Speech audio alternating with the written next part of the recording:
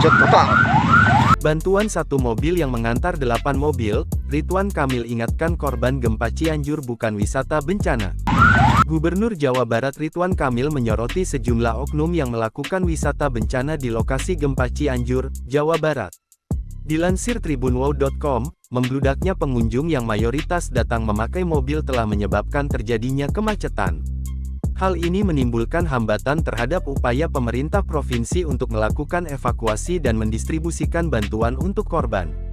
Kritikan tersebut disampaikannya melalui unggahan di akun Instagram pribadinya, @ridwankamil, Selasa tanggal 29 November tahun 2022.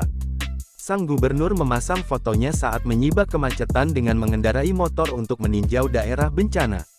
Terlihat beberapa pemuda duduk di truk bak terbuka dan bersuah foto saat Ridwan Kamil melintas. Sang gubernur juga memperlihatkan kondisi jalan yang kian ramai dipenuhi barisan mobil. Jangan lakukan wisata bencana atau ingin lihat-lihat.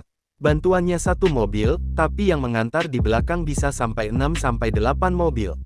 Inilah salah satu yang membuat jalanan desa di zona bencana yang sempit rata-rata 4-6 meter menjadi macet total setiap pagi sampai sore.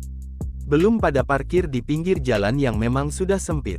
Sehingga evakuasi korban dan distribusi kepada para pengungsi menjadi sering terkendala dan sangat lama, tulis Ridwan Kamil.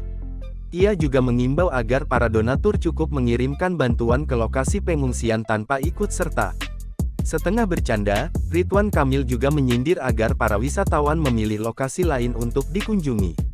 Bupati Cianjur, Herman Suherman mengimbau warga untuk berhenti menjadikan lokasi bencana gempa bumi Cianjur sebagai tempat wisata. Menurut Herman, hal tersebut yang menyebabkan distribusi logistik untuk para korban terkena macet. Itu memang saya cek ada aja wisata-wisata bencana alam yang datang dari mana-mana. Saya himbau kasihan warga yang membutuhkan sembako. Dan kami pun akan memperbaiki utilitas, tidak bisa susah. Contohnya saja PDAM. Karenanya, ia menyarankan bagi warga agar tak menjadikan lokasi bencana sebagai tempat wisata hingga menimbulkan kemacetan. Jangan lupa subscribe, share, komen, dan like ya!